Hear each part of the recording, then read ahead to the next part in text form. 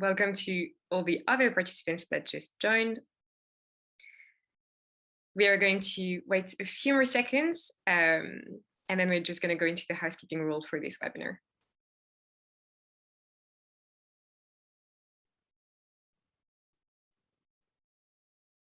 Okay, so welcome to this webinar that is called Behind the Scenes Safe Humanitarian Action. So my name is Leah Moutar, and I'm working as research advisor at GISF, and I'm just going to briefly go over the housekeeping rules for this event. So as you probably noted, you have been muted upon arrival. If you want to ask a question throughout the event, make sure that you use the Q&A function and that you address your message to everyone. We will have a few polls throughout the event, so please do fill them. There will be one at the beginning, one at the end. And this event is being recorded, so do please keep this in mind. And finally, if you are interested in receiving an HPass badge, you will be able to earn one if you attend the entire event, and you will get more information from one of my colleagues in your email. So this badge is just to demonstrate your abilities and capacities and understanding of the humanitarian sector, but you will learn more about it in the email. I'm now going to hand over to my co-host, who is Jason.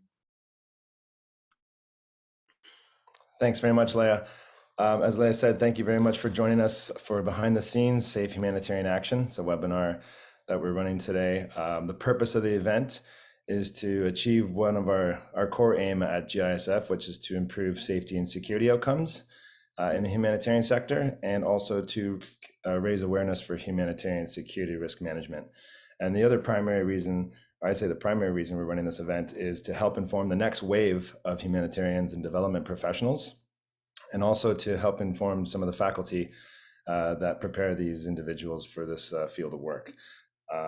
And so thank you again for joining us. I'll introduce myself. I'm Jason O'Connor. I'm the Deputy Director for GISF based in North America. And my colleague Leah has already introduced herself.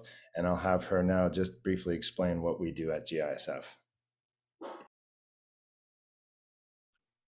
Great, thank you. So GISF is an acronym for the Global Interagency Security Forum. So GISF brings together over 130 international NGOs that work on humanitarian action, development, and human rights. We act as a peer-to-peer support network for security professionals working in all of these NGOs. And our main goal is to support them to create safe humanitarian operations and access for crisis-affected communities. So GISF supports NGOs in three main ways. The first one is through coordination. So we create space for all of our members to talk to each other and just share information about the ongoing crisis and security risks that they manage. So recently it was related to the Afghanistan and Myanmar crisis. At the moment it's more with Ethiopia. We also do research and guide. So the research helps us to investigate the challenges to humanitarian organizations and the best ways to address them. So we're currently releasing different articles on acceptance that investigate how NGOs are perceived and accepted or not by local communities and other stakeholders.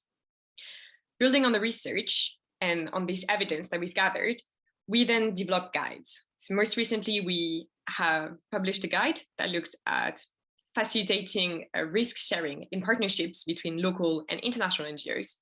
But we also in the past have created a guide on managing sexual violence against aid workers or how to open an office in conflict zone. And finally, our third activity is capacity building. So we create forums, webinars, and workshops on different topics, for instance, on how to do inclusive security risk management and how to protect aid workers that have different profiles and are not just men and white, for instance. So these are the three main activities that GISF does, and I'll hand over to Jason. Thanks, Leah. So before I introduce the panelists that have joined us today, I'd like to say a special thank you to a couple of schools that have helped generate some interest in this event. So I'd first like to say thank you to Professor Susan McGregor at Humber up in Canada. Thank you very much for helping us gain some traction. And also to the University of Pittsburgh, to Diane Cohen, the Assistant Director for at the Ford Institute, to Professor Finkel at the Gisf Graduate School for Public and International Affairs, and also to Dean Slaughterbeck at Gisf at University of Pittsburgh as well. Thank you very much for that. And today, I'm thrilled to say that we have 4 speakers from the humanitarian sector. The first is a former colleague of mine from World Vision, Francis Andrews. The second is Araba from International Rescue Committee. The third is Lyndall Herman from Human Rights Watch. And the fourth is Brian Kerr from HIAS. And so very excited to have them, and thank you so much for your time. And I'll hand it back to Leah for format, and then we'll get started. So during this event, each of our speakers will speak for about 10 minutes about different aspects of security risk management. And then you will have an opportunity to ask them a few questions. At the end of the event, there will be a Q&A time where you can ask all the questions that you may have. And I would just encourage you to please make the most of this, because our speakers have a wealth of expertise and experience. They've worked all around the world and in so many different contexts. So please do ask all the questions that you have, because this is a great opportunity for you. And if you're interested in joining the humanitarian sector, you need to take into account security and the security risks that you're going to face, because they're going to affect a lot of your work. So on this, I'll just hand over to our first speaker, Francis. Thanks, Leah. Thanks, Jason. Hi, everybody. So quick introduction from me, Francis Andrews. I'm the current Regional Security Director for the Middle East for World Vision International.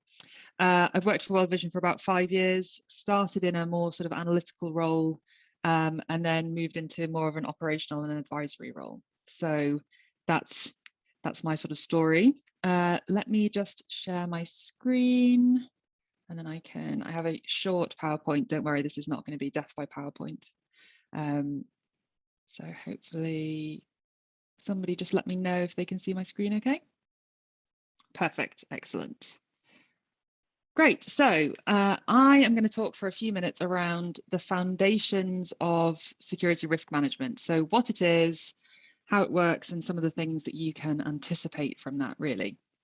So first things first, what are we kind of talking about when we talk about security risk management? You'd think the clue was in the name, but essentially it is a systematic approach towards managing risk, and specifically security risks. So what do we mean by that? We mean that we look to identify threats and risks in our environments. So people often use the terms threat and risk interchangeably. There is a slight difference, as some of you may already know. Threats are sort of inherent, inevitable, kind of raw issues that you might come across, whereas a risk is when you sort of take that raw threat and then apply how it might actually affect you as an individual or as an organization. So we identify these threats and risks, and then we look at how do we go about mitigating those? How do we reduce our risk as much as possible? And then we think about prioritizing that as well. So making sure that we are, doing the most effective mitigation measures first to try and reduce our risk most, whether that's, in terms of financial impact, effort, time, resources, people, etc. So the important thing to remember as well about security risk management is that it is really focused on the outcome. It is a process, and we'll talk about the process a little bit in the next few minutes, but really it is all about mitigating and reducing risk. So it's very practical, it's very actionable, and the outcomes that it's supporting, as I said, it reduces the risk to the organization, to the person, to the asset, whatever it is that you're trying to protect. But it also supports decision making. By going through a logical flow and a process, you're able to reach decisions more easily, with more confidence than you might otherwise be able to. And then, kind of as we've been saying, really the crux of it all is that this all supports and enables humanitarian programming. The whole purpose around security risk management is to be able to operate in places that may be too difficult or too dangerous without some of these mitigations in place. So it's really very practically focused. So what are some of the principles of security risk management? It's an enormous, enormous topic, but we can just pick out some of the really need to know pieces. So like I said, it's a systematic process. There is logic behind it. So by following it through in an organized and sort of rigorous manner, you can make sure you're applying the same logic, the same patterns, the same thoughts to each of the different risks that you're looking at. As a result of that, it helps reduce uncertainty. As many of you will know, some of the places that humanitarians operate can be incredibly complicated, nuanced, fluid, dynamic contexts. And so having certainty, or having as much certainty as you can in these contexts, can be really, really helpful. It increases objectivity. You know, we're not talking necessarily about gut feelings and experiences. We're talking about making sure that there's a lens of consistent and considered approaches to security. And it also allows evaluation and critique. You know, it brings together lots of different parties to make sure that actually we're getting the full picture.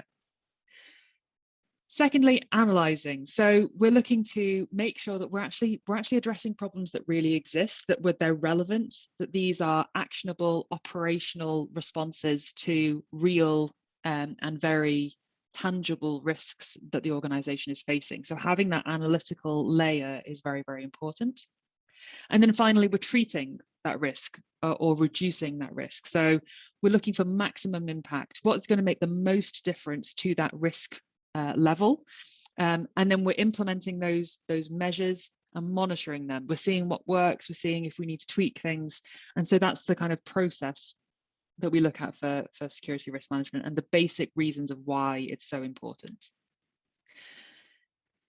Just wanted to take a minute as well to talk about the fact that, you know, security risk management is increasingly seen as a sort of professional career, in the sense that it's been something that has been around for a very, very long time, but with things like the ISO regulations, BSI regulations, and so on, it's becoming really founded in institutional best practices.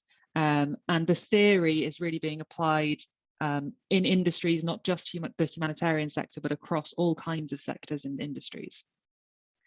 So one of the things that obviously GISF is interested in is that next wave of humanitarians and actually the next wave of security risk managers as well. So I will plant the seed now, which is that if you are the kind of person where you like analytical and critical thinking, if you like learning, if you like improvement, if you like applying innovation and creativity, if you like to be really practical, you like to get things done, you like to find solutions, you like feeling the impact and the result of the work that you're doing, then actually security risk management could be a great role for you. All of those things make it a really interesting profession to be part of, and I'm sure everybody on this call would say the same, and we can talk about it later, but I wanted to plant the seed nicely there. So the question is, for the last few minutes that I have, what does good security risk management look like? So we know what it is, more or less, but what does good security risk management look like? This is the risk management process. Now, this could be applied to any kind of risk, not just security risks, but this one, you know, we'll use security as the lens to look through this. So we look at assessing the context. We're looking at those threat assessments, like I said. So we're seeing what the raw threat is. Then we do what we would call a vulnerability assessment. So you're looking at, is there any particular strength or weakness in your organization or your profile that might make you vulnerable to that? We look at impact and likelihood. That's where we come up with our risk levels, which we'll talk about in a second. We come up with a treatment plan, ways to mitigate the risk, basically. And then we look at our risk reduction. We see we started off at, you know, high level, we've applied these treatments, now we're at a medium level risk, for example. Now, there's lots and lots of different ways to do that, but I want to pick out 3 of the things that if you are going to go and work for a humanitarian organization, whether it's as a security manager or not, whether you're going as an operations manager or a livelihoods researcher or whatever, there are 3 things that you can look for in an organization to see if they're doing security risk management well. And those are the things that I'm just going to focus on. Context risk ratings or country risk ratings, which falls into that context assessment, security risk assessments, and security policies generally. We'll talk a little bit about that. So the first one is context or country risk ratings. Now, this picture here is a little snippet from one of the ones that World Vision has. And I'll talk to you about how we do it. So we have 7 different categories that we rate our risks by. So you can see them there on the screen. We look at each of these, we look at the context where we are, we look at these 7 sectors and we say, what do we think the risk is here? We have generic sort of narrative statements that we try and match them against. And then we add that up, but there's various weightings and things involved. We add that up and it comes up with the overall risk for the environment. And then what we do from there is we monitor the context, we see if things are changing, and then we adjust the ratings as needed. Now, the purpose of the ratings is not just to have a map that's got beautiful colors on it in terms of how we rate the countries. It's more about if a place is high risk, what does that mean practically? What training do I need? What kind of personnel might I need? What kind of assets might I need? What kind of mitigation measures might I need to implement? So that all feeds in to the process. The second one is risk assessments. So again, to mitigate the risks, you need to know what they are. So we know a little bit about what they are from our country risk ratings or our context risk ratings, right? We've looked at those 7 categories. And for example, we say, right, we think terrorism is a really high risk here. So we think about that and we say, right, we know inherently that terrorism is a high risk. That's a threat. That's a threat to us. But actually what we want to think about is the impact and the likelihood of that affecting us. So for example, I'll use an example of Afghanistan. So World Vision operates in Afghanistan. And as we know, ISIS-K have been setting off bombs in mosques across the country. Now, the impact of that is high, right? We're talking about loss of life, life-changing injuries, etc. It's high impact. But actually, what's the likelihood of it happening to World Vision? Well, it's actually quite low because the places that ISIS-K are targeting are not places that we operate in. So our impact might be, on this scale, for example, unlikely. So if we had a critical impact but an unlikely likelihood, then actually that would only be a moderate risk to us, low to medium risk. And that's the point of the risk assessments. You look at what your risks are, what your actual risks are, and then you come up with ways to mitigate those. So you come up with different methods. So it could be, staff training, security awareness training. It could be ensuring that your staff have security briefings every week so they know what's happening. It could be more assets on offices, hardening your office spaces and things like that. All sorts of different things you can look at. I'm aware I'm running out of time. So third and final, security policies. Security policies are basically who is responsible for what, who's responsible, who's accountable, and what is expected in the organization. That's both what is expected of the organization and what the organization expects of you. So it could be that you are expected to undergo a certain amount of training. You are expected to do check-ins when you travel around. And similarly, the organization is expected to provide you with certain things, which I know we're going to talk about in the duty of care section next. It often sets out minimum operating standards, sometimes called MOS. We call them core security requirements, but the minimum things you have to have in place in order to ensure somebody's safety to an appropriate level or to what is reasonable. And then finally, these security policies, if they're any good, will also connect in with lots of other things, HR, staff well-being, IT, communications, etc., etc. So that's kind of what security risk management looks like. And I realize that's an absolute whistle tour. So please do ask lots of questions. But if you want more information, obviously GISF is all over this. There's lots of information, events, webinars, products, etc., etc. Think about institutes and think tanks as well, and professional communities to really get those conversations started, and you can find out more from there as well. Like I said, I apologize that was an absolute barnstorming approach to security risk management, but hopefully it gets the ball rolling. Thanks very much, Francis. That was brilliant. So what we'll do, we do have time built in for 1 to 2 questions between speakers. So as we're setting that up, let me first, we're going to launch a poll to kind of gauge your awareness or your thoughts on security risk management. And we'll just see if that launches. Here we go. So we have 2 questions for you. The second question is 2-part, but go ahead and feel free to answer that now. As you guys are answering that, I just out of curiosity, if anybody, if there's a group of people that have joined as a class or as a large group, just let us know. We're just out of curiosity. We're just trying to know. Someone did say that they were thinking about joining as a class. It'd be great to hear that that's happening. And then as you guys are answering that, I'll go to the question. Do we Q&A?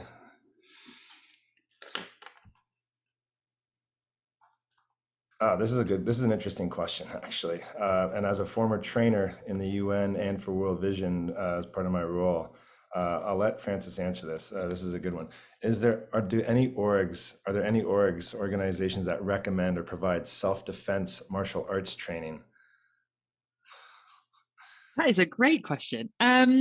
Let's put it this way. I mean, again, Jason, you can almost answer this as well, if not better than I can. But I'll say this. I think there's a difference between being able to, I don't know of any organizations that will send you on like a Matrix style Karate Kid kind of class, but there is also a point where I think there are soft ways of defending yourself. Jason, feel free to jump in, but for example, World Vision runs its own hostile environment awareness training. One of the things we talk about is things like kidnapping. And we talk about actually the psychology behind it. And actually, I would argue that the better class, rather than doing a martial arts class, is your psychological defense against any kind of security problems or issues that you might face. We certainly do it for World Vision. I know quite a few other organizations really focus on actually the mental resilience, because your mental resilience will really set up your physical resilience as well. So yeah, I don't know if anybody in particular has recommended karate classes, but I think that's probably the better way to go about it. And also, as humanitarians, we don't want to come across as very aggressive. That's kind of not the point of being a humanitarian. Yeah, I mean, one of the other things that comes up at this is it also goes down to legal issues. If you start training people for that type of stuff, you're on the legal hook for that you've given them that type of training. So it's a complicated one, but it is something that gets asked a lot, actually, even on the HEAT courses, those courses that Francis spoke about. People do ask about that type of stuff, and that training does exist on some level, but it's not widely provided for. So for that, please keep the questions coming in. But in the interest of time and giving every speaker their platform, we will continue on. We will try to get to the questions we will get to more questions at the end, I should say. And so, yeah, so for our next speaker, and as Francis said, some of that moves into what she's about to speak to. We have Araba to speak about duty of care. Her bio will be shared in the chat, and I will now hand it over to Araba. Thank you, Araba. Hi, good morning, everyone. It's such a pleasure to come and speak on this subject. Just listening to Francis talk, it really makes me think about how much I adore this subject. Security risk management, it's not something that's often spoken with kind of twinkling eyes. It's often accompanied with sighs and fears of enormous budgets, which often is sometimes the case. But it's a fascinating subject. One that often calls for creativity, for resilience, for a whole suite of skills which we can play to depending on how we feel about ourselves as professionals. But what I'll be talking to you very briefly today about is duty of care. After all these things that Francis has been talking about, it's for a reason. The reason why we have robust security risk management systems is because organizations have a duty of care towards its staff and a few others as well. We'll come on to that nuance as we go. And duty of care is one of those things that I think is very easy to define. You type it into Google, you look in a dictionary, we'll talk in class, we look in books, and it's the legal and moral obligation for safety and well-being of others. Easy, right? And I think it comes quite naturally to us, especially in the security profession. I'm Global Director of Safety and Security with the IRC. I have a military background. I have a close protection and commercial security background as well. You want to help, you want to protect, you want to ensure people are doing okay. And I think that's very much so shared with the humanitarian imperative as well. Humanity is a cornerstone. It's a fundamental humanitarian principle. So that can be difficult sometimes. One of the most difficult questions to answer when it comes to duty of care is, where does it end? because there is often a balance between providing duty of care, specifically I'm going to talk specifically more about the safety and security side of things rather than the HR side of things, because they're often a key partner when we have this discussion within an organizational context. They're very big on their duty of care too. There's a trade-off. There's a trade-off with security and resources and expense. There's a trade-off between security and the basic human right of freedom. Often when you try and put quite stringent security measures in place, you'll often have people complaining about infringements on their rights. And actually, enforcing a curfew and limiting people's movements out because of safety and security, and to ensure that our duty of care as an organization is being met, it's inconvenient. And achieving duty of care can be easier in the field, for instance, if you're dealing with expatriate staff. You've flown people over, you've removed them from their home country, you've plonked them somewhere in your Afghanistan, your Libyas, your places like that, and you can lock them in a compound, you can control their movements, you can almost put tags on them, although we're not supposed to do that these days. But it's a confined environment where it's easy from a safety and security perspective, easier rather, to use some of the measures that Francis talked about in terms of policies and mitigation measures and things like that to ensure to carry out our duty of care. But what about the other people involved in humanitarian operations? Because it's not just expatriate staff. I think we often think about people flying over to Congo and carrying out all good work, but increasingly the emphasis is on our national staff, the staff who live and work and come from these contexts, and they make up the vast majority of humanitarian staff in the field. And it's going to grow. Localization is a huge agenda, particularly for us at the IRC, and rightly so. We want to be shifting the balance of power back down to field level rather than kind of hovering around the global north and head offices and things like that. We want to see more from our people on the ground.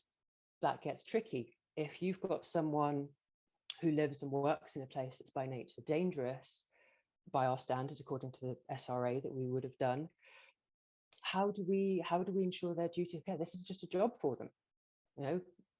5 o'clock in the afternoon, their time in the office ends, they go home. Where does our duty of care stop?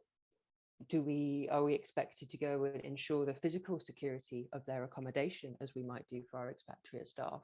Are we going to set up evacuation routes for our national staff? Evacuation over an international border. Some organizations do, and I think that's the other important thing about duty of care, is that it varies. There isn't a single right answer, a single golden bullet. I've done some work with the World Bank in the past, for instance, and at a certain point, they will evacuate everyone, all of their staff out of a situation. That's rare. That's extremely rare, and often not an option for us. So when we think about duty of care, thinking about putting yourself in that position where you are having to tell hundreds of people that they will not be getting on that flight. I've mentioned local national staff, but we've got other people as well. What about our partners? This is a tricky one as well. We have no technical contractual obligation a lot of the time, but if you are working with a smaller organization perhaps, and they are carrying out humanitarian activities somewhere and something goes wrong, how much do we intervene? Where do our roles and responsibilities begin and where do they end? Again, a very, very difficult position, because given the nature of who we are in this work, no one wants to turn around and say, sorry, we can't help you. So that's one of the challenges that I'd like to mention when it comes to duty of care. And you've got all these different personnel. And I think one of the emerging conversations in the sector is considering these different categories of personnel, moving the duty of care conversation well away from just foreign national and international staff. Thinking about all the other people that are involved, partners, suppliers, contractors, subcontractors, that these machines of humanitarian operations are only growing. And that introduces complexity to this initially very, very simple concept. So the other thing that I'd like to touch on is duty of care versus the humanitarian imperative. They can often end up on two sides of the line. For instance, you have a duty of care to staff working in the field, but the demands of working in the field are significant. This really came up in Sudan previously. Of course, the pandemic is still very much so ongoing, but there are these huge needs, people spilling over from the conflict in Ethiopia, and the conditions are hard, really, really hard for staff. And but the work needs to be done. So it's striking that balance. How do you achieve the care required for your staff and not compromise on the work, the arduous, difficult, challenging work that needs to be done? Duty of care is expensive.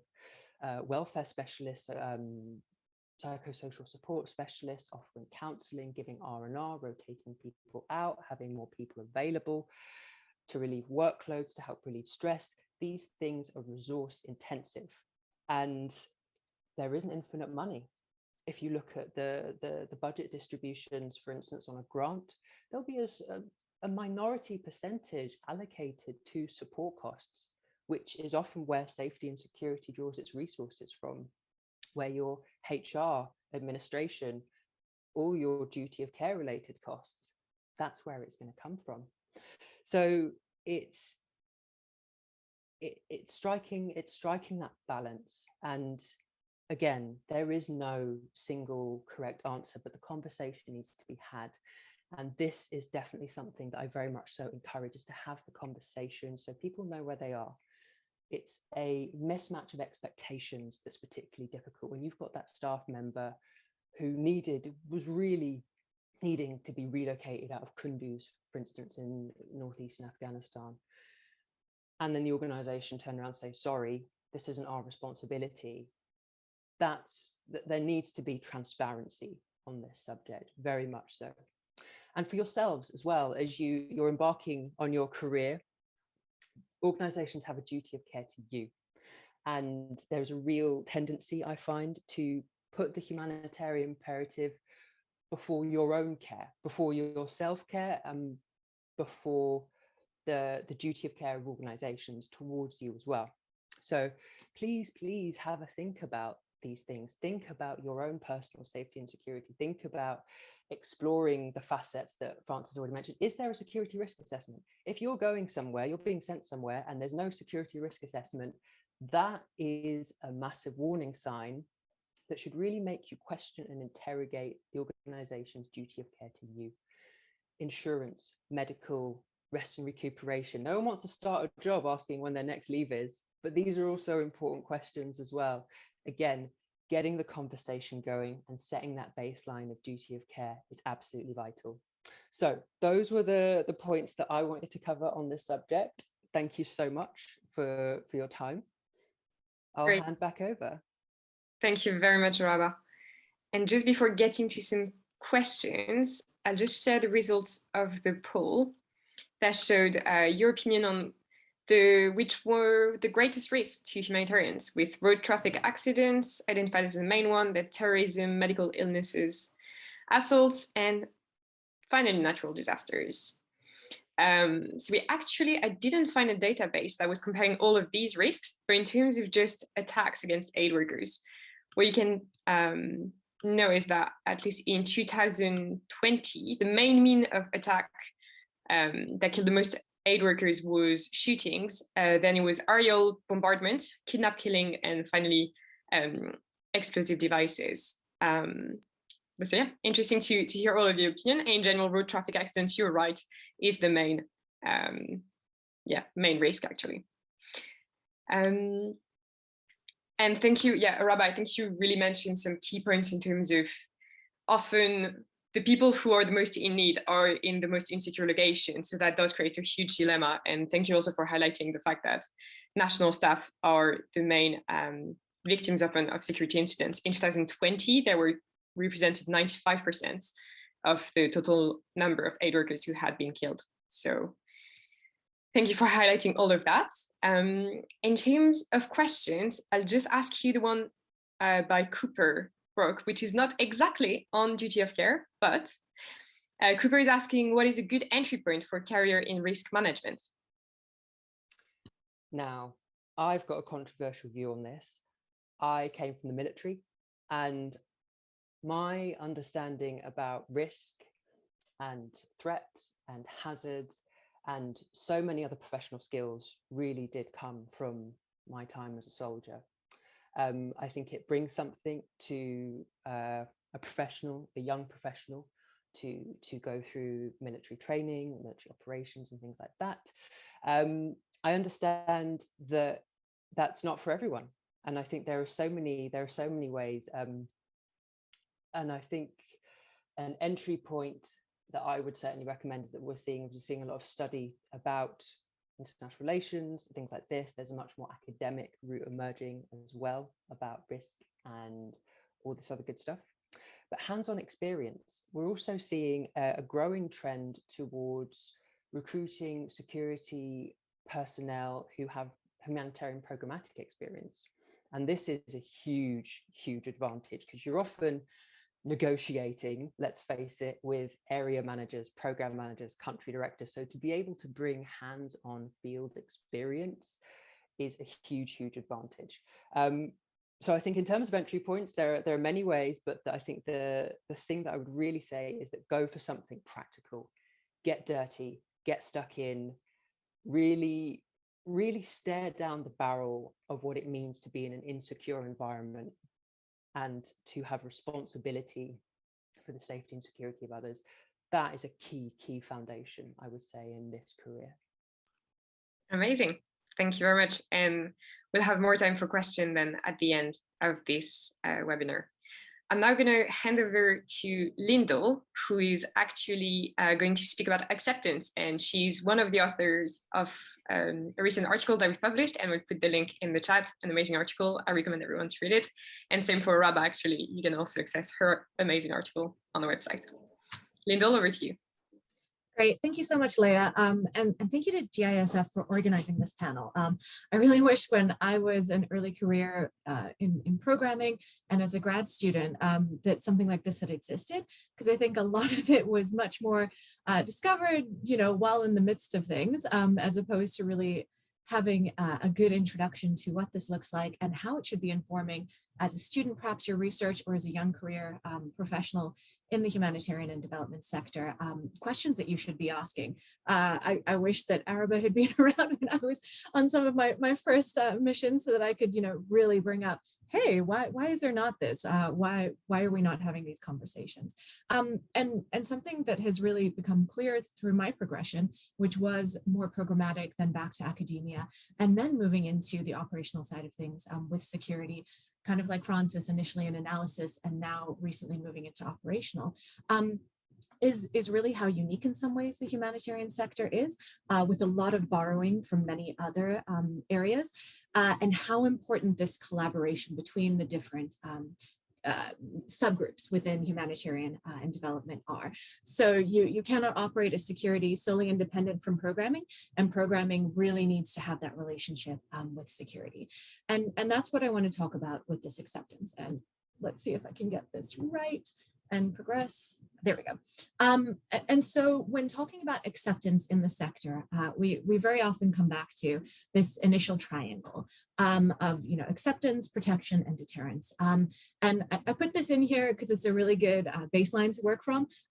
But for anyone who's interested, I really highly encourage going to that collection of papers that GISF recently put out.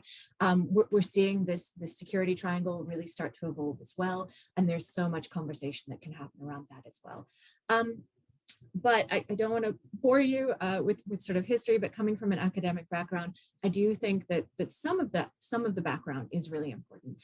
And so appreciating where NGO work was in the 1980s and early 1990s, some of the shifts that have happened and where we are now is so important to understanding both the evolution of security risk management, but also the importance of acceptance as an approach within the sector. So in the 1980s and early 1990s, really, there was not this concept of duty of care existing within the humanitarian sector.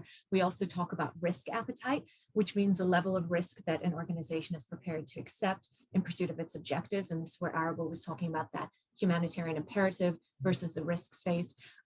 Risk appetite was really not something that was discussed much. And when it was, the risk appetite was huge. So we really saw organizations operating in sort of a free-for-all. So wherever there was need and they felt that it could be met, they were going in and providing services, providing goods, and working with those communities. And much of the focus at that time was much more on ensuring that the development and humanitarian work that was occurring was really benefiting the communities that they were working with, right? So it wasn't just a Western or sort of an imperial approach to providing what the organization perceived as was needed, but working with communities towards what their concerns were. And that was really where the critique sat in the 80s and early 90s. What you started to see in the late 1990s and really post-2001 was a huge shift in the security environment. So whereas previously there had been acceptance of humanitarian and development organizations as really impartial and neutral providers of services to communities, of goods to communities, this started to shift. And where these NGOs had not really experienced targeted security incidents, where they were the target of incidents. In the late 1990s and early 2000s, we started to see armed groups, non-state and state actors, actually start to target NGOs. And this really brought about a shift within the community, where there was a realization that while security had been happening in an ad hoc way, it needed to be formalized. And so organizations started to develop safety and security units or departments that hired professionals who were able to address these issues. And that's where you start to see the formalization of process and policy, everything that Francis and Araba have spoken about, starting to come into being. And that's when you start to see this triangle of acceptance, protection, and deterrence really being discussed and engaged with regarding how it can be implemented in this evolving risk environment, and what specific approaches were necessary to keep staff operating in these contexts, both local and national staff, safe. And so what this then starts to look like is formalization of approaches that had already been happening, but starting to interrogate them. What is effective, what is not effective, and how can we codify this in a different way?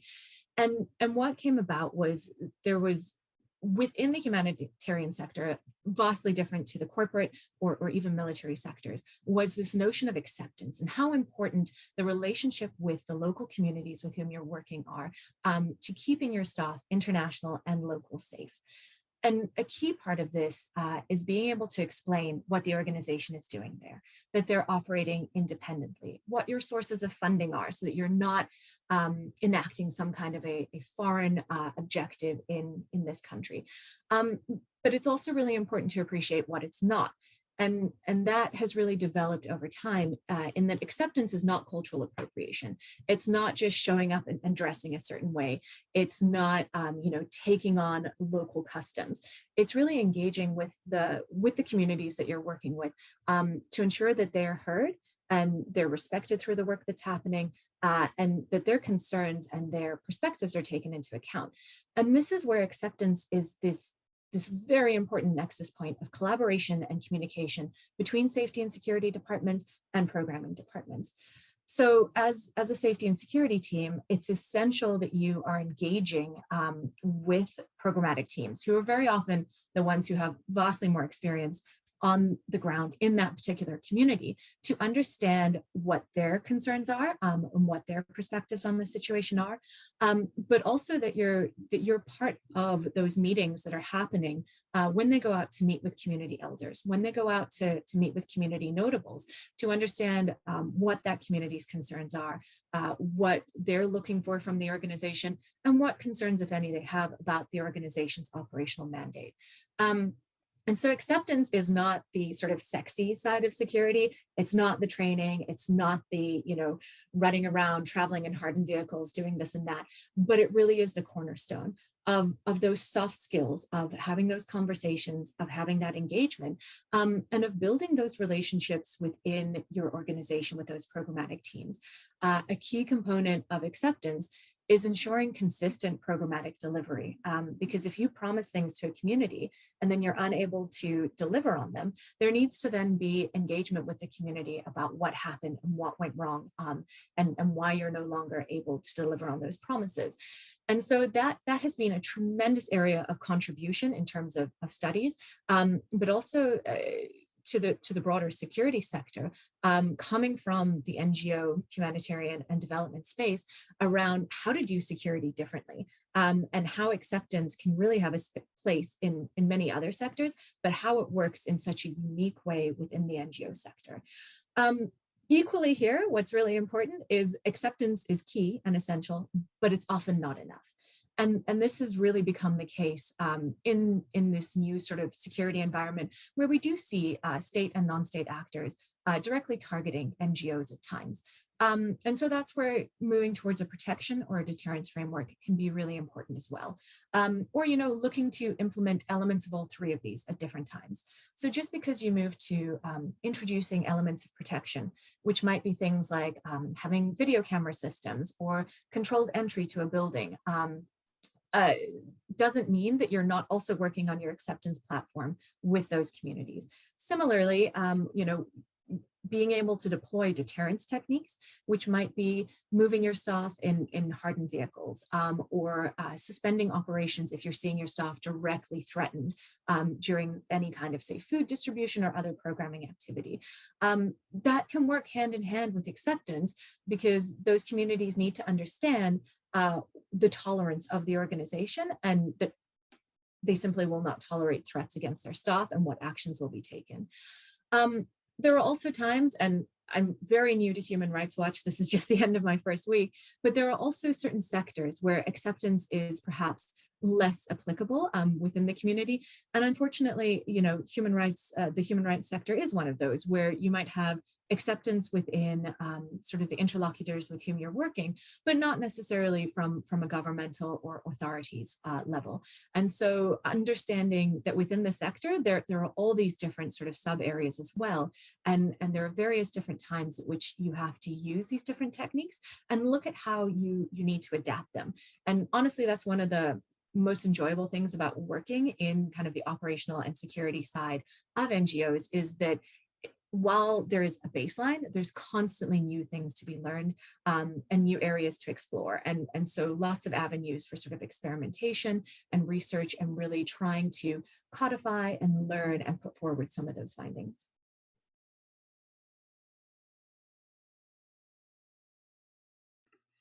Great. Thank you very much, Linda. All right. So let's just look at some questions here on acceptance. Or if it is not going to be acceptance, I did like this one particular question for you. Let's see here. This might not be acceptance related, Lyndall, but I do like this question. Regarding the necessity of work to be done, what's the culture around people's choice to go into the field?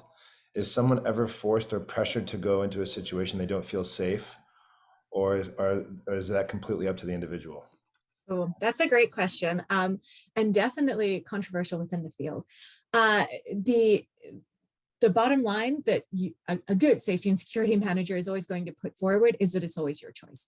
So you should never, if your risk appetite is lower than that of the organization, you should feel empowered to say, I'm not comfortable with the risks that I'm being asked to take, and I'm not going to take this assignment. We definitely feel that if you are put into a situation where you are uncomfortable, that you're not going to be able to operate, and it has all these run-on effects from, damaging the potential acceptance the organization has built with the local community to potentially endangering your colleagues and teammates with whom you're deploying, because when you're uncomfortable with the risk and the security situation, you're likely not making the best decisions, and that has all sorts of run-on implications. Unfortunately, the reality is often much more complicated, and the individual asking the question hits on that a little bit, where it might not be forced per se, but peer pressure is definitely a component. And this the sector is still really professionalizing, and it's come a long way, but there are definitely still elements of this sort of rogue, early 1980s, 1990s elements where the humanitarian imperative is the only thing driving some working in programming. And the sense that to say no when there are people in need is unconscionable, and you simply have to go at all times. I think we're starting to break through that, and there's been a lot of work done on mental health of aid workers, and realizing that, there are times when saying no is the responsible decision to make, because you have the potential to endanger the ability of the organization to continue operating in that environment. So that's kind of a long answer that says it's a little bit of one and a little bit of the other. But definitely, if you're working for an organization that's trying to force you to make those decisions outside of your threshold, that's always a conversation that you want to take back, and that you should feel empowered to take back, which I appreciate is easy for me to say, being gainfully employed within one of these organizations, and can be a really difficult decision to make, especially at an entry level into the community. Yeah, great answer, Lyndall. I mean, on a personal note, Jessica Buchanan, somebody I know who I've gotten the chance to see speak a couple of times, she cited that as a reason for her being kidnapped in 2011, I believe it was, or 2010, 2011. She cited that she had voiced her concerns about going on a certain a field assignment, and that her boss made her feel pressured into accepting that assignment, and she was then afterwards kidnapped and held for 90 days, eventually rescued by Navy SEALs, but she cited that pressure of why she accepted to go that day. So yeah, it's a very real thing, and it still exists, but that's part of why we're having this chat today, is to build that awareness for you, each of the people watching today, to give you the ability to become a better self-advocate in these situations. So thank you very much, Lyndall. We're going to move on next to our next talk, which will be from Brian Kerr at HIAS. So I'll hand it over to Brian. Thank you, Brian. Thanks so much, Jason. Hi, good morning and good afternoon, everyone. Tara or the GSF team, yes, thank you so much. So today I'm going to spend a few minutes talking about expanding into new humanitarian contexts. I am the head of safety and security at HIAS. Quick background for HIAS: we are a small, aspirationally mid-sized NGO and the world's oldest organization dedicated to refugee rights. For over 100 years, we've worked with forcibly displaced persons, and today we work in about 20 countries and are expanding our emergency response work. So emergency response, looking specifically at responding to natural disasters or huge or even protracted crises, which is where a lot of our organizational conversations around expansion are centered. But before jumping into more of the nuts and bolts side of things about expanding into a humanitarian context, I just wanted to take a couple of minutes to talk about why there is a need for expansion of humanitarian action. This chart is from the UN Office for the Coordination of Humanitarian Affairs, UN OCHA, and it shows that just in the last 9 years, there's been a fourfold increase in global humanitarian need. And if you look, I don't have the cursor here, but I mean, if you go through each of those years, you'll see a spike connected to the Syria crisis, to the Yemen crisis, to 3 years of failed droughts in Afghanistan, or of droughts in Afghanistan rather, and then the COVID, global pandemic as well. As 2020 showed us, this the forward march of human development is not some unstoppable force that we can take for granted. Over the space of just a few months, decades of development have been knocked off course by the pandemic.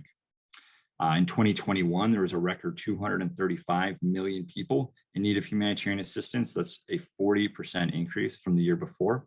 And now looking at 2022, we must not only contend with the pandemic that is increasingly becoming endemic among populations in humanitarian need, but we're also seeing a drastic increase in hunger and displacement due to climate change, political insecurity, marked by numerous coups, government collapse over the last year. More specifically, I mean, looking at Lebanon and Kenya as examples, Lebanon seen as a moderately stable oasis in the Middle East. In the matter of a year, we've seen the middle class collapse, health centers closed due to the lack of fuel, medicine, funding. The Lebanese pound losing 90% of its value in less than 2 years. Kenya, strong economy, stable country, has had recent has recently failed rainy seasons, and now millions are facing food insecurity. 2 years ago, it's unfathomable to think that we would have a system-wide humanitarian response plan in place for these 2 locations, and yet here we are. COVID, conflict, and climate change means that organizations such as HIAS and those of the other panelists here are working as fast as we can to meet the rapidly growing need in all corners of the world. And in order to do so, we need to do it well, and we need to do it safely to protect staff and those that trust us in accepting us, or at least tolerating us while we're responding within their communities. So I wanted to go to the next slide here, talk more about the nuts and bolts, kind of taking it out of the conceptual and more to the concrete side of things. And listening to the other panelists here, it's interesting how there's parts of this discussion that touch on duty of care, institutional funding for safety and security management, structured analysis of threats, acceptance. All of that is baked in here. So, as an organization looking to expand into a new setting, security teams at humanitarian agencies continually evolve our way of assessing risks for staff, clients, and programs. And I'll go through a few of the questions, a few of the issues that we're looking at. So assessing the external context, I mean, that's one of the first things you're going to need to do. What are the needs on the ground? Is the need, around prevention of gender-based violence? Is the need around medical access to medical assistance? Is the need legal protection? So that's really a fundamental aspect. And then reflecting that need on what your organization actually has the capacity to do. Many organizations are keen to expand, are keen to support, looking at the humanitarian imperative, but we also need to kind of do a good hard look at what the existing capacities are before responding to an emergency. The next, looking at security and access. Some smaller organizations might rely on third-party providers to do context or country risk assessments. Bigger shops will have teams of analysts available, or at least one analyst available to do some of that work, looking at what those threats are, kind of in the ambient threats, and then applying those to the organization as risks, as Francis mentioned. And another one, which I think was touched on before, is funding. So, I mean, what's the funding landscape look like going into a new context? Is there going to be sufficient institutional funding available for the organization to operate with the needed operational investments to protect staff and enable activities? Or is the organization need to dedicate additional unrestricted dollars or euros, et cetera, to spin up operations there? Especially if you're dealing with unrestricted dollars, there could be a constriction on certain things. And unfortunately, security in some organizations is seen as one of those things that doesn't need to be a core aspect of a response. So that's when it comes down to developing relationships across the organization, building that culture of risk awareness, so that security is built into any response. It's built into the program design, it's built into the operational footprint, et cetera. And I already touched on kind of looking at the internal aspects here, your organizational context, what technical knowledge currently exists, what do you have sufficient policy infrastructure to respond to a crisis, things like that. And then reputational risk, this comes in both for the organization responding, but also when you're talking about partnerships. I mean, are you doing due diligence and with those partner agencies that you might want to cooperate with on the ground? So all of that needs to be baked into the advanced planning here. I can tell you when we look at kind of highest emergency response, one of the first questions is, what's our operational footprint going to be? What staff are we going to be putting there? And that's kind of local staff to the specific area where we're responding. Is it going to be staff from that country but from an urban center, or is it going to be expatriate staff or some combination therein? And then numbers of staff as well. So, I mean, that's also a good indicator. Locations and logistics. How are we traveling? Are we traveling by canoe? Are we traveling by 4x4? How far is our office from, the nearest, medical center or established hotel? Those types of things all need to be considered. And then programming partners, I think I already covered that. Yeah, and then of course, considering your security strategy, right? Your acceptance, your protection, your deterrence, or other measures that might need to go into place, especially for these kind of advanced parties or the first initial days of your emergency response, developing those key relationships with stakeholders, whether that is your community notables, local authorities, law enforcement, other partner agencies, or even those that might otherwise do your agency harm, are really important aspects in the first days of a response. And it is often the most effective tool for securing your people, programs, and assets. And then scoping missions, that's something that's becoming more common. I think, well, certainly at HIAS, and kind of providing the right level of assistance to staff that are doing these advanced missions before a larger emergency response. And oftentimes there's not time to kind of go through a structured security risk management process, and we might not have access to a country security management plan when we're going into a new location. So that's a combination of doing what we can in terms of gathering as much information as quickly as possible, and also making sure that your organization is picking the right people that have the right experience, that have the right training, that have proven themselves, so that when they are operating in that context, that they are able to make the right decisions, even in situations where there's a paucity of written guidelines and policies. I know that I'm at 10 minutes. Jason, do we have time to kind of go through a case study, or should we pause there for questions? How long will the case study be? I'll go through it pretty quick. Go ahead. All right, thanks. All right, so this is sort of a live issue for us at HIAS right now. So we're expanding into a corner of Darien in Panama. We can move on to just the next slide with the zoom up there. And so just very briefly, Darien is a swath of jungle between Colombia and Panama. It's one of the most remote corners in the Americas. 600 to 1,000 migrants and refugees travel north through Darien, and they're arriving at this town called Bajo Chiquito on a daily basis. So HIAS is planning on opening operations there. Very remote place. So we're doing, assessments like how long is the canoe ride from, Bajo Chiquito to the highway of the Americas during the rainy season. Do we have, another one is, what's the threat of kidnapping in the area and what's the risk of that for our staff there? How are we developing access control at a safe house location when there are obviously no established, guard providers in such a remote community? What are our communications needs in this area? There's not many telecom companies provide service out there. So looking at satellite phones, looking at CODAN, so VHF radios. So kind of looking at all those different questions before we're sending people there, mindful that there, with any emergency there, there's a value to resolving some of these challenges as quickly as possible and getting people on the ground urgently. So it is really a balance between getting all of this set up in advance and then getting people on the ground to respond. All right, I'll pause there, Jason.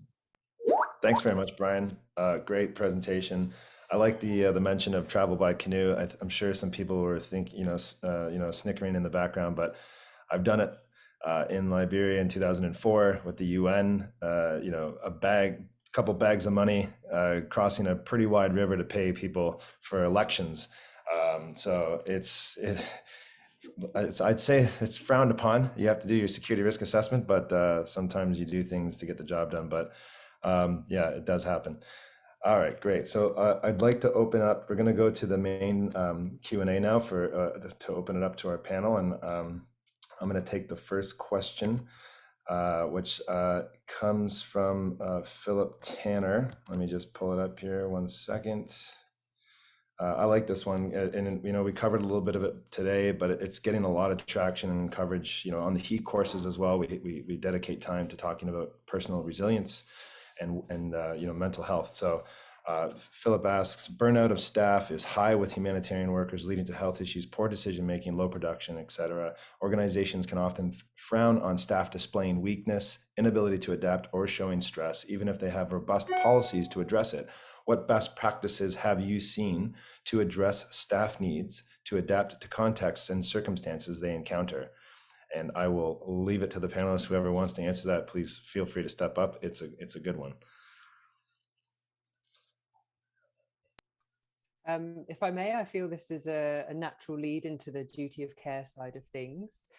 I think there are two ways to approach this. I think coming to it from a management side, it's about creating that space and interrogating that culture. For instance, I've just been out in Greece for the past couple of weeks looking at our programming going on there. And you might think to yourself, Greece, fabulous, blue seas, blue skies, all that good stuff. There's a lot of that, but it's also a really challenging environment to work in. Our staff there are, for instance, in Lesbos. It's quite a hostile place to be in. Like, you go there and someone asks you, oh, what are you doing here on the island? You've really got to think twice about whether or not you're going to say, oh, yes, I'm here to contribute to the migrant crisis, because it is not a popular topic of conversation. And so that there isn't much space for talking about stressors. And that weighed heavily, I think, on a lot of staff. And as a manager, as you progress through your careers, regardless of what industry culture is like, creating that space and that openness for staff to have their stress recognized, I think is really, really important. I think going in as an individual, when it comes to robustness, we had a question earlier about martial arts and self-defense. Physical training is really, really important. Really important. Your body is your first line of I'd say your mind is your first line of defense, your body is your second. So looking after yourself. I know it sounds really daft, but actually getting 8 hours of sleep, going to the gym, being physical. No one's saying that you've got to turn into Arnie, and the facilities are often lacking to make that happen, lamentably. Going for a walk for 30 minutes before your day starts, taking a yoga mat with you, eating good, finding something raw to eat, not so raw it's going to kill you, but get some kind of nourishment, because when you're out in some of these situations, before you know it, days have passed, you've not had a good meal, you're on very little sleep, the stresses are high, you've not moved from your desk or your Land Cruiser or something like that. So taking a moment, really defending and guarding that moment for both physical and mental self-care is something that I would really, really recommend. Great, thanks for that, Araba. I'll hand it over to Leah for the next one. Thank you, Jason. I just wanted to see whether any other panelists want to add to this. Amazing. So the next question is from Harry. Harry asks, given finite resources, to what extent is technology playing a role in scaling the SRM solution and driving efficiency in your programs? I thought that was quite an interesting question. Anyone wants to go on this? I'll start and everyone else can pitch in, but I think technology is a double-edged sword, because there are lots of things you can use technology for to make your life easier, but you can also you can make it harder for people. So one of the things to think about with technology is, from a very practical point of view, we have people working in places where they get internet access for a couple of hours a day, if that, and they, if you try and download something that's larger than a PDF, then you're in trouble. So technology is an answer to some questions. It's not the answer to all the questions. In terms of how do we use technology to sort of scale security risk management solutions? There are ways that you can do that, like so traveler tracking, for example. There are systems in place where it automatically takes your itinerary and puts it into a tracking system, and you can have an app on your phone, and there are lots of ways to really make the most of the technology that we have. It's about doing it in a way that's practical and sustainable. Because travel tracking is a good example where if it's not basically 100% accurate, then there's almost no point in having it. There's not really too much point in tracking like 50% of your travel, because that doesn't give everybody the same duty of care, and the same level of service. So there's pros and cons to using technology, but things as well like from an analytical perspective, I think that's where you can really harness technology. We've got sort of tools that do internet scrapes and social media scrapes looking for keywords and things like that. You can use GIS mapping, you can use you can put all of your security metrics into technology solutions, so things like incident data. So we use we pull out all of our incident data and we know how many incidents we've had in a month, where they are, how many injuries there were, the nationality of the people involved. And then with that data you can do a lot to try and spot trends. But yeah, I think I'll just say it's a double-edged sword. Can I just add to that I find the key question to keep in your mind whenever looking at any kind of tech solution is prioritizing the user. Who is going to be using this, and what are their circumstances, down to, do they have time for this? Do they have internet for this? Do they have the inclination for this? 4 core questions. So some good solid learning phases and understanding of your user groups is essential for any kind of tech solution. And just throwing in there, not building any system that's solely reliant on technology, because one of the first things that's going to happen when you have a major security incident, electricity is going to go out, comms are going to go down, the internet's not going to work. So it's great if you have all these wonderful plans, but if they're in some locked vault online that's only accessible through 3 sets of multi-factor authentication, that's really not practical. So it's also making sure that any way that you're using technology is still accessible either offline or in hard copy, and how you're going to manage without it. Yeah, it's a good point. And for context specific examples, just this year we've seen it in Myanmar with the you can follow the stuff on Twitter. I think it's called NetBlock. They'll keep you updated on what the situation is in the country on internet connectivity. Myanmar had a complete shutdown. Sudan recently with the coup had a complete shutdown. So I was following colleagues on the UN, even in the UN, lost all their comms. So even the biggest with the best equipment, they were completely cut off. Yeah, I think it's really important to remember that technology always happens in a context and is a tool used by humans. So always need to think about the human element in it. Great. Jason, want to take the next question? Sure. So I'll ask, this one's from Sylvain. He asks, how do security and risk management specialists deal with both human and financial capital allocation when dealing in an occupation in hostile territories to NGO investors, so like board of directors or donors, I think, especially where these territories are in need of both resources?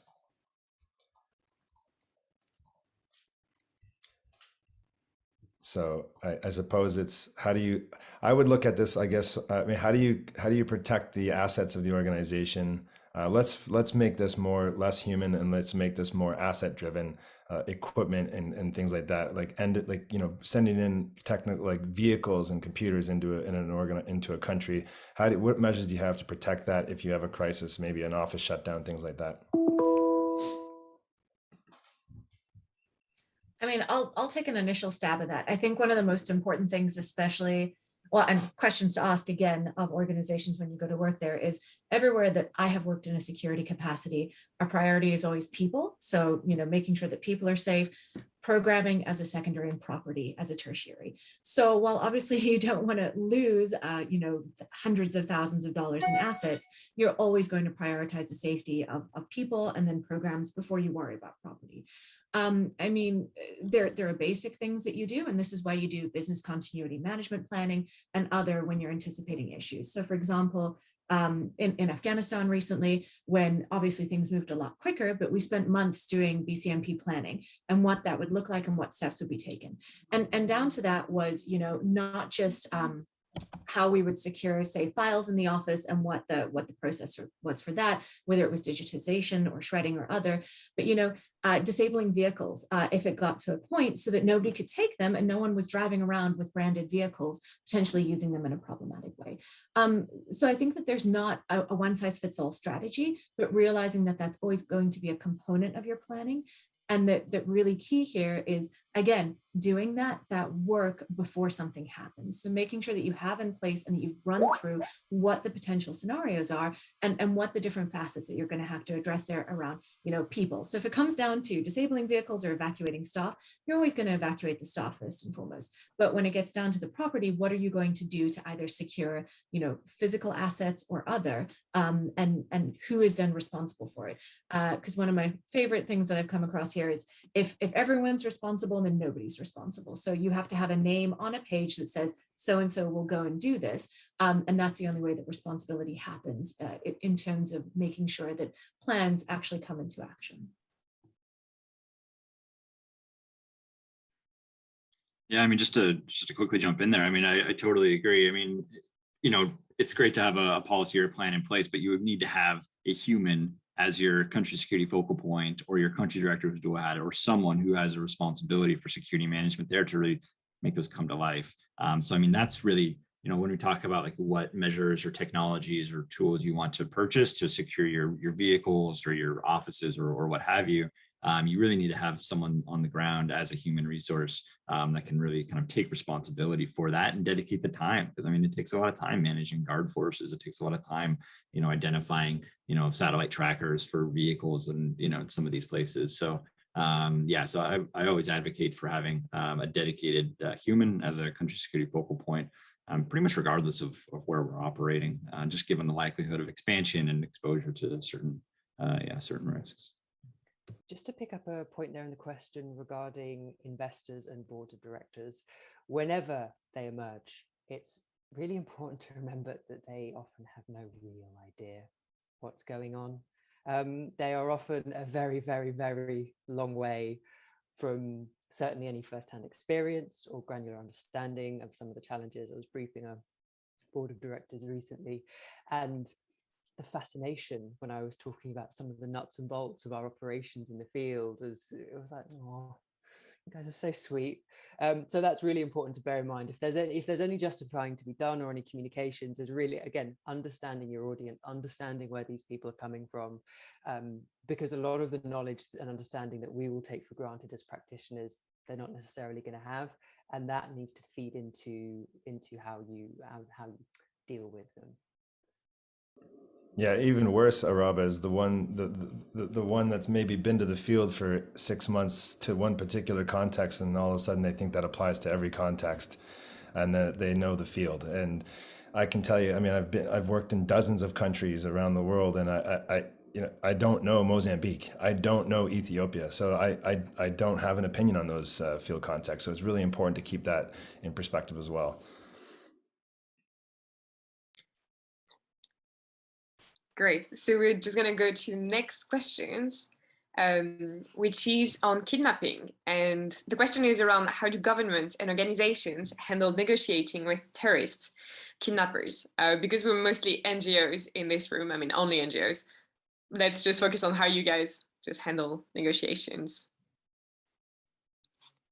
Anyone wants to share their experience? Yeah, Francis. I'll start, and then we can kind of see if anybody dovetails with this. But I think actually you mentioned, governments and organizations, how do they deal with that? And the first thing is to say that there is almost always a connection. So again, speaking so we have World Vision is a federated model. So we have different support offices in different countries. But so as a Brit, we have relationships with the Foreign and Commonwealth Office, or the Foreign, Commonwealth and Development Office in the UK government, which is the idea that, again, just as Lyndall was saying, like, you make these plans before they happen. So you have conversations with the relevant representation from that to say, if we had a Brit who was kidnapped, or if we had somebody from our organization who was kidnapped or involved in a terrorist situation, like, what would that process be? And you try and put those pieces of the jigsaw together before you need them. So that's the first thing to think about. And again, like, I can only speak from the UK government's sort of conversations that we've had with them, but there is, like, they are also quite willing to or keen to put those things in place before it happens, because it's also their worst nightmare, right? It's our worst nightmare, but it's also their worst nightmare to have a Brit in an orange jumpsuit somewhere. So that's issue number one. And then part number two is, I guess, there's the question of negotiating with terrorists and or kidnappers. There's lots and lots of different strategies, and there's lots of different answers to your question. They can range from anything from, we pretty much have absolutely no involvement whatsoever and we leave it to third parties. And those third parties could be, you know, people from the same village as the person that's been kidnapped, and we just let them sort it out themselves with a little bit of coaching on the side, right up to, we get professional security providers to give us a professional negotiator and we let them handle it. So there's a lot of scope. And what I think is most important, and sounds like a bit of a cop-out answer, but it's not, but each case is different, and it's about knowing the motivation. It's, what does this person want and who are they going to listen to? You know, if I rock up and start talking to them, are they actually going to listen to me, and are they going to take me seriously? Or do I need the local priest, or do I need, you know, a professional hostage negotiator, or do I need, you know, this person's mum? Like, who do I need and who do they need in order for us to get this done? So that would be my starter for 10 answer. Amazing, great points. Anyone else wants to add to this? I would just say this again is where acceptance can be really important, as Francis, you know, hit on. If you do have that community acceptance, very often having some legitimate individual from that community speak on your behalf. And, you know, there needs to be differentiations here between, you know, sort of detentions, kidnappings, and who the party involved is. So like, if it's an IS, you know, kidnapping, we would never engage any kind of local community, because that relationship doesn't exist. But many, many times, understanding the motivations and who these groups are, it's not the ISs, it's some local disgruntled militia or other.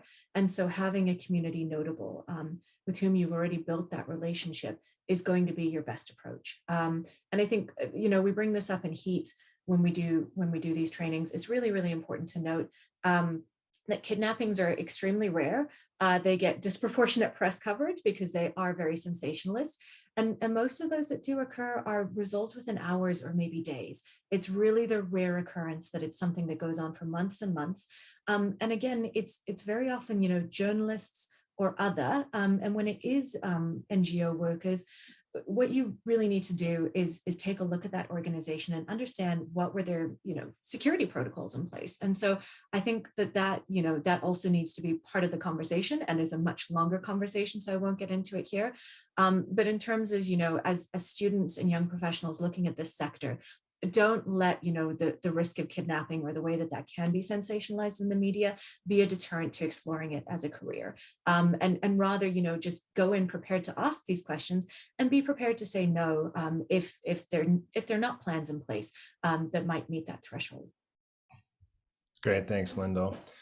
Yeah, it's a really tricky question, so I appreciate the two answers. We are at 11:24. We have 6 minutes left, so I would like to finish on kind of a slightly more positive note, and I'll take Philip Tanner. I appreciate all the questions. We have been able to get to all of them. Feel free to reach out to me directly. I'm happy to have a conversation, or, you know, somebody at GSF, we can talk about any of the remaining questions.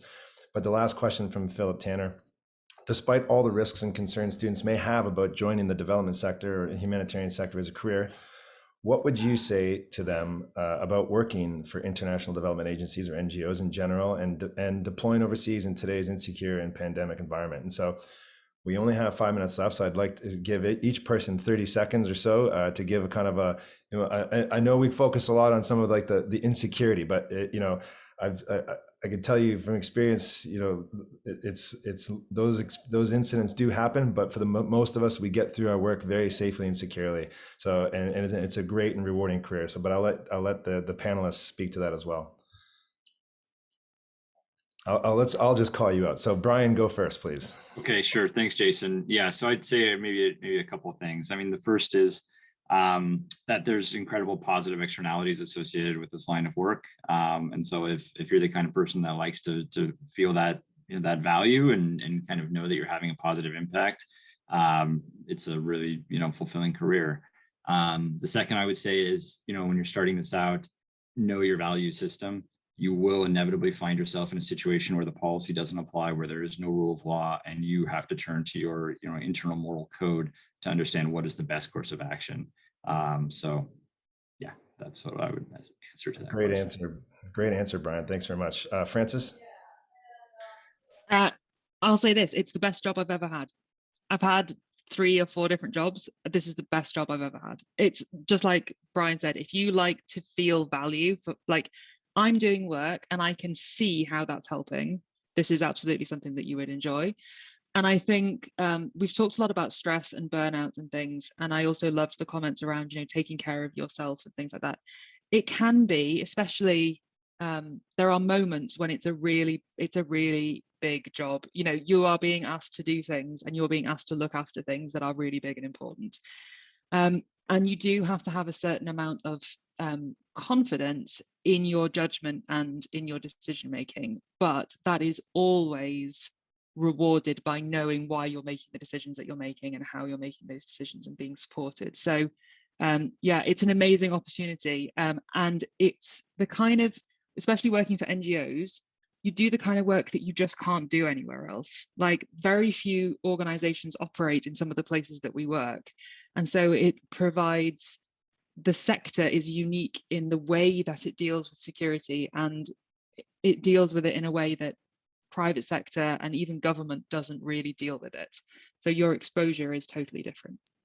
Yeah, great point, Francis. Thank you. And so we have a couple minutes left, so 30, 40 seconds. Araba? Okay. You will see things that most people wouldn't believe, and that is incredible. When you're thinking about insecurity, beware denominator blindness. It's easy to think about the big, salient, Gucci, violent, visceral things that come up. Put the number below the fraction and you think about the scale of these operations. X amount of kidnappings out of Y amount of people in the field. Hold on to your sense of perspective and go and seek perspective as well. Thank you, Araba. And Lyndall, final. Yeah, I mean, joining them, I would change nothing. I love everything about all of my experiences and where I've ended up. And I mean, as they've all said, places that I never would have been able to travel to otherwise, and experiences I never would have had. Honestly, the downsides are not so much around the insecurity or safety insecurity. It's more being aware about what you're looking for and your limits and thresholds. So, understanding that you might go periods without seeing family and friends or partners, and that communication back home can be difficult. And so just mentally preparing yourself for that and what that looks like, and for your personal circumstances. So, if you do have health conditions, taking that responsibility and being aware of what that looks like and the situations you're going into and what will or will not be available. But I mean, those have been the most significant challenges, I would say, far and away above, like wondering every day if I'm going to get kidnapped. Great, thanks, Lyndall. So yeah, it brings a new perspective to Dr. Zeus's the places you'll go. But thank you so much to everybody for joining. We have one more poll that I'd like you guys to participate in if you can. If you'd like to see more of these, we'd love to hear about it. We're happy to engage with any university out there going forward. And just waiting for the poll to pop up. There it is. Thank you very much. And I'd like to say special thank you again to our panelists today for contributing and giving us their time. That's what makes GISF special, is our membership. I'd like to say thanks to the team at GISF for helping put this together. We've been working on this since March or April, really, coming up with the ideas of how to make this happen. And it's been a fantastic journey, and I'm really happy to see how it went today. So thank you everybody for your participation, and we'll see you next time.